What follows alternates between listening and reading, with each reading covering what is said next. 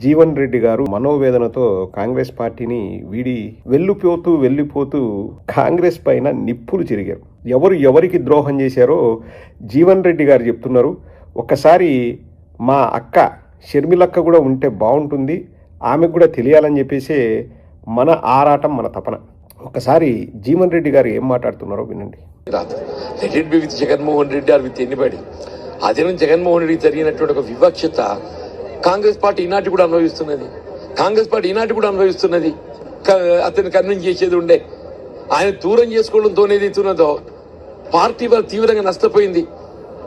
సీమాంధ్ర వాళ్ళ తెలంగాణ రాష్ట్రం ఏర్పాటు కాబట్టంతో తెలంగాణలో కొంత కాంగ్రెస్ పార్టీ ఉనికి నిలబెట్టుకున్నాం. సీమాంధ్రలో కాంగ్రెస్ పార్టీ ఉనికి కోల్పోయింది. కాంగ్రెస్ పార్టీతో ఖర్చు మేరలో కనబడటం లేదు.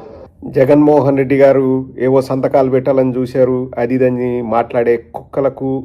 అలాగే జగన్మోహన్ రెడ్డి గారిని ఓడించడానికి, జగన్మోహన్ రెడ్డి గారి పైన కక్ష తీర్చుకోవడానికి, నేను కాంగ్రెస్ పీసీసీ ప్రెసిడెంట్ అయి నేను ఏదో సాధిస్తానని పగటి కలలు కంటున్న షర్మిల గారికి ఈ మాటలు అంకితం. జీవన్ రెడ్డి గారి కంటే కూడా నాకు తెలిసి తెలంగాణలో కాంగ్రెస్ పార్టీకి సేవ చేసిన నాయకులు ఉండరు అనుకుంటా, ఒకరిద్దరు ఉండొచ్చు, వి హనుమంతరావు అలాంటి వాళ్ళు.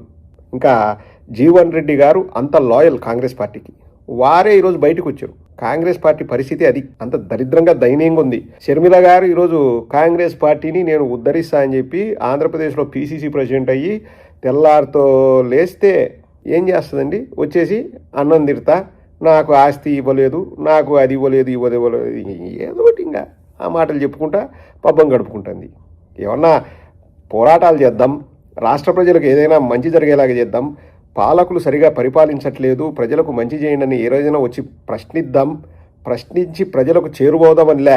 ఎందుకు నువ్వు పీసీసీ ప్రెసిడెంట్ అయినావు అంటే, మా ఆయన తిట్టడానికి, మా ఆయన నన్ను మోసం చేసినాడు, మా ఆయన నాకు ఆస్తిలే, మా దగ్గర కేవలం కొన్ని వేల కోట్లు మాత్రమే ఉన్నాయి, మా పిల్లోళ్ళు ఇద్దరు అనాథలు, మా పిల్లోళ్ళ పొట్ట కొట్టినాడు, ఇంకా వాళ్లకు దిక్కుమొక్కు లేదు అన్నట్టు ఈరోజు బయటకు వచ్చి బీదేడుపులు ఏడుస్తుంది.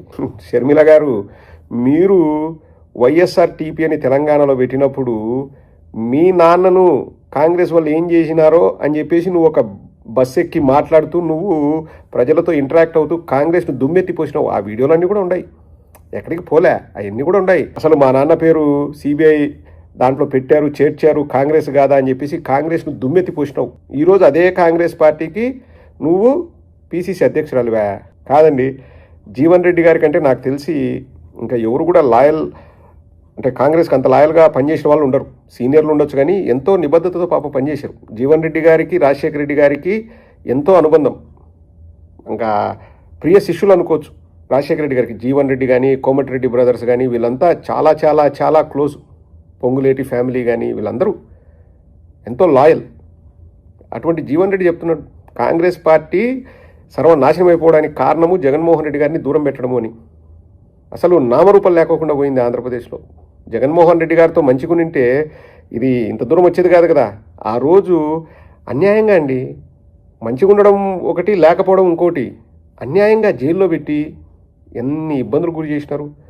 వాళ్ళ చెల్లెలకు కూడా తెలుసు, ఎవరికి, షర్మిలకు కూడా తెలుసు. ఈరోజు షర్మిల వల్ల పీసీసీ ప్రెసిడెంట్ అయ్యి వాళ్ళు నిజంగా కాంగ్రెస్ పార్టీ వాళ్ళు చోద్యం చూస్తున్నారో ఏమో నాకు తెలియదు. కానీ ఇప్పుడు కాంగ్రెస్ చంద్రబాబు లాలూచి, చంద్రబాబు బీజేపీతోనే కాంగ్రెస్తో లాలూచి పడతాడు. అందుకే బీజేపీ వాళ్ళకి చంద్రబాబు అంటే నచ్చదు. ఇప్పుడు చంద్రబాబును ఒక మాట మాట్లాడదు షర్మిల, జగన్మోహన్ రెడ్డి గారిని విమర్శిస్తుంటుంది.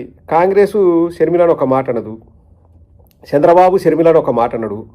ఇంకా షర్మిల వాళ్ళన్నం తిరితే ఆ 2-3 రోజులు ఇంకా ఎల్లో మీడియాలో మొత్తం డిబేట్లు. చంద్రబాబే చెప్తారు ఫోన్ చేసి, షర్మిల గారికి మంచి స్పేస్ ఇవ్వండి, హైలైట్ చేయండి అని. ఎందుకంటే షర్మిల గారికి ఇన్స్ట్రక్షన్స్ ఇచ్చేది చంద్రబాబు. ఎట్టుందో చూడండి ఇవి రాజకీయాల విలువలు, విశ్వసనీయతలు, ఎథిక్స్, ప్రిన్సిపల్స్, మా సిద్ధాంతాలు అవి ఏమీలే.